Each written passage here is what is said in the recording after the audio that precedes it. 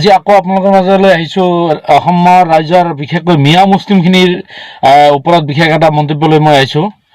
মানে যিটো দেখা গৈছে, মানে আমাৰ অসমৰ যিখিনি মিয়া মুছলিম মানুহ আছে, বঙালী ভাষী মুছলিম বুলি যিটো কয়, এই মানুহখিনিৰ ভিতৰত সজাগতা বহুত কম দেখা গৈছে মানে কৰোণা ভাইৰাছৰ আক্ৰান্ত বিষয়বস্তু লৈ।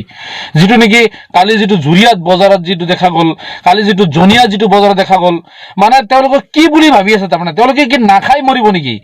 তেওঁলোকে নাখাই মৰাতকৈ দেখোন খাইহে মৰিব। তেওঁলোকেও মৰিব, দেশৰ জনতাকো মাৰিব, শেষ কৰিব, সকলো শেষ কৰিবলৈ তেওঁলোকে গৈ আছে। কি কাৰবাৰ এইবিলাক? তাৰমানে আৰু আমাৰ যিকেইটা মুদা ফুটা, আমাৰ যিখিনি মানে বিশেষকৈ সংখ্যালঘু ভাষিক সংখ্যালঘুসকলৰ কি কয় ধৰ্মীয় সংখ্যালঘুৰ মানে মিয়া মুছলিমখিনিৰ বা বঙালী মুছলিমখিনিৰ যিখিনি গাঁৱলীয়া মানুহ যিখিনি আছে, তাতে বহুত শিক্ষিত মানুহ আছে, আজিকালি পিছ পৰি থকা নাই, শিক্ষাত বহুত আগুৱাই গৈছে। তেওঁলোকে যখন দম্বলি মাৰি ফুৰা, নেতাগিৰি কৰা, কিবা কৰা বহুত মানুহখিনি আছে, সেই মানুহখিনি কমচে জনসাধাৰণখিনি বুজাব পাৰে তেওঁলোকে কি কৰি আছে। আজিৰ তাৰিখত ঘণ্টাই ঘণ্টাই আপডেট হৈ আছে। আজি পেপাৰতো ওলাইছে, যিটো নেকি অসমৰ ভাৰতৰ এতিয়া বৰ্তমান পৰ্যায়ত তৃতীয় পাই গৈছে, আৰু কাইলৈ ঘোষণা কৰিছে আগন্তুক 20 ঘণ্টাৰ ভিতৰত যদি তৃতীয় পৰ্যায় পায়, তেতিয়াহ'লে 15 এপ্ৰিলৰ ভিতৰত 50,000তকৈ অধিক মানুহ ইণ্ডিয়াত মৃত্যু হ'ব। আৰু আমি ইণ্ডিয়াৰ মানুহখিনি, বিশেষকৈ অসমৰ মানুহখিনি মানে চাহ হোটেলত আড্ডা নামাৰিলে, মিয়া মুছলিমখিনি চাহ হোটেলত আড্ডা নামাৰিলে, চকত গৈ আড্ডা নামাৰিলে আমাৰ ভালে নালাগে, আৰু পুলিচে কোবোৱাৰ কাৰণে সেইটো দায় লাগে। মই কৈছোঁ প্ৰশাসনৰ ফালৰ পৰা প্ৰশাসনক মই অনুৰোধ জনাইছোঁ যে তেওঁলোকে যাতে নুকুবাই পেলাই আধা ঘণ্টা, 1 ঘণ্টা, 2 ঘণ্টা, 3 ঘণ্টালৈকে তেওঁলোকে আঁঠুকৰাই থৈ দিয়ে, সেইখিনিলৈকে কৰিব লাগে তেওঁলোকক। নহ'লে তেওঁলোকে যি দেখা গৈছে, নিজেও মৰিব, পৰিয়ালক ধ্বংস কৰিব, ৰাইজক শেষ কৰিব, দেশখনক শেষ কৰিব। সজাগতা কিয় নাই? কিবা এটা কৰিলে আকৌ মুছলিমৰ অমুকৰ দুখ হয়, মুছলিম মানুহ বুলি হিংসা কৰিছে, অমুক কৰিছে। মুদা ফুটা নেতাসকল ক'ত গ'ল আমাৰ? আজি অল্পবিত্ত ভয়ংকৰী কিবা এটা হ'লে অল্পবিত্ত ভয়ংকৰী কিবা লেভেল অভাৰ দেখাই পেলাই বহুত ডাঙৰ ডাঙৰ মন্তব্য দিয়ে, চাহ হোটেলত বহি লেকচাৰ দিয়ে, কিবা বহি লেকচাৰ দিয়ে।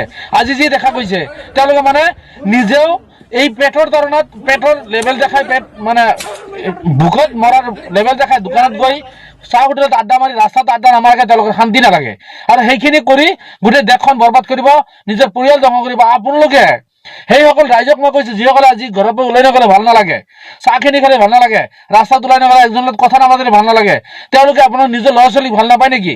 মৰম নকৰে নেকি? আৰু যদি নিজৰ ল'ৰা ছোৱালীক ইমান মৰম নকৰে, কি কৰে? দেশৰ অৱস্থা এইবিলাক দেখা নাই নেকি আপোনালোকে? কি অৱস্থা হৈছে দেশখনত? আৰু সেইবিলাক চাইছে আপোনাৰ নাটক কৰি আছে। এইবিলাক ইটালী দেখোন পাৰ্টি মানিছিল বন্ধৰ সময়তো, কিবা কৰিছে। আজি ইটালীৰ অৱস্থা কি হৈছে? বিশ্বৰ ভিতৰত সবচে বেছি তাকত দেশ হ'ল আমেৰিকা আৰু ইটালী, স্বাস্থ্যৰ ক্ষেত্ৰত তেওঁলোকে বেছি অগ্ৰগতি থকা, কিন্তু তাতে আজি যিটো বিভীষিকাৰ সৃষ্টি হৈছে, মৃত্যু দ্বীপত পৰিণত হৈছে এইবিলাক দেশ। সিহঁতে একো কৰিব নাই। আমাৰ অসমত কি আছে? কেইটা ICU আছে? কিমানটা চিট আছে? অসমত 200 চিটো নাই ICUৰ মেডিকেল ব্যৱস্থাৰ ভিতৰত যিখিনি কৰিছে তেওঁলোকে। আজি অসমৰ স্বাস্থ্যমন্ত্ৰী ইমান বিজ্ঞ, তেওঁ নিজে অসহায় বোধ কৰি আছে, কি কৰিম যদি কিবা এটা এনেকুৱা পৰিস্থিতি সৃষ্টি হয়, আৰু আমি কিন্তু বুজি পোৱা নাই। আৰু আমাৰ মানুহখিনিক যদি কিবা এটা কৰা হয়, প্ৰশাসনে কিবা কৰে, আমি কিন্তু হেৰি কৰোঁ। মই সিদিনা যিটো ভিডিঅ' বনাইছিলোঁ আমাৰ মানে পুলিচে প্ৰহাৰ কৰাৰ ওপৰত, মইতো আজি দুখিত যে মই এইখিনি হেৰি কৰিব নালাগিছিল, কাৰণ মানুহখিনি আচলতে নিলাজ হয়, অসভ্য হয়, তেওঁলোকে বুজি নাপায়। কিয় বুজি নাপায়? আৰু আমাৰ অসমৰ বঙালী মুছলিম মানুহখিনিক যে বেলেগে ঘৃণা কৰে, বেয়া পায়, তাৰ কাৰণ এইবিলাকে। কি কাৰণে তেওঁলোকে এইবিলাক অহংকাৰ কৰে, দম্বলি মাৰে? গতিকে শ্ৰদ্ধা ৰাইজ আৰু আমাৰ যিখিনি শিক্ষিত যুৱক আছে, তেওঁলোকক মই বিশেষ অনুৰোধ জনাইছোঁ, সজাগতা সৃষ্টি কৰক আমাৰ মানুহখিনিৰ মাজত, বঙালী মুছলিম মানুহখিনিৰ মাজত সজাগতা সৃষ্টি কৰক, যে তেওঁলোকে এইবিলাক নকৰে। কমচে কম বজাৰত নগ'লে নাখাই নমৰে, কিন্তু এতিয়া যি দেখা গৈছে খাইহে মৰিব, নিজেও মৰিব, ল'ৰা ছোৱালীকে মাৰিব, দেশখন শেষ কৰিব, পৰিয়াল ধ্বংস কৰিব, দেশ শেষ কৰিব। এটা সময়ত পৃথিৱীৰ মাজত ভাৰতৰ চিনচাপ বা অসমৰ চিনচাপ নোহোৱা হৈ যাব। আপুনি খাই কি কৰিব? ক'ত শুনিছে নাখাই মানুহ মৰা? 15 দিন 20 দিনতো হোৱা নাই, 2 দিন 3 দিনত একেবাৰে এনেকুৱা হৈ গৈছে নেকি আপোনাৰ নাখাই মৰি গৈছে? গতিকে ভুলভ্ৰান্তি হ'লে ক্ষমা কৰিব। একদম সময়ৰ আহ্বান। এই সময়ত যদি আমি সজাগতা আমাৰ মাজত আমি নানো, আমিয়ে যি দেখিছোঁ, আমি কৰোণা মাতিয়ে নি আছোঁ, কৰোণা ভাইৰাছৰ আমি আক্ৰান্ত হ'বলৈ আগুৱাই গৈ আছোঁ, যে বেমাৰ আহক, আমি আঁকোৱালি ল'ম, এনেকৈ যি দেখা গৈছে। ইমান দিনলৈকে অসমত নাছিল। কালি যোৰহাটত এটা পৰিয়ালত 3জনক ধৰা পৰিছে, 2জন চৰ্দি জ্বৰত ভুগি আছে, আৰু একজন কি কয় ধৰা পৰিছে, পজিটিভ বুলি ধৰা পৰিছে।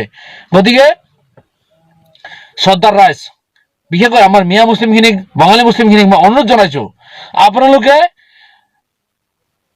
এই ভিডিঅ'টো ইমানে শ্বেয়াৰ কৰক, ইমানে শ্বেয়াৰ কৰক যে আমাৰ মানুহখিনিৰ সজাগতা সৃষ্টি হয়, আমি আমাক বচাই ৰাখিব পাৰোঁ, আমাৰ ল'ৰা ছোৱালীক বচাই ৰাখিব পাৰোঁ, দেশখন বচাব পাৰোঁ। এইবিলাক ক্ষেত্ৰত আমি সজাগতা সৃষ্টি কৰোঁ, নহ'লে কিন্তু আমি ধ্বংস হ'ম, আমি শেষখন অসমখন শেষ কৰিবলৈ, দেশখন শেষ কৰিবলৈ আমি গৈ আছোঁ। আমি নিজে বেমাৰ মাতি নি আছোঁ, আমি নিজে বেমাৰ আঁকোৱালি লৈ আছোঁ। ধন্যবাদ। জয় অসম। ভুল হ'লে ক্ষমা কৰিব।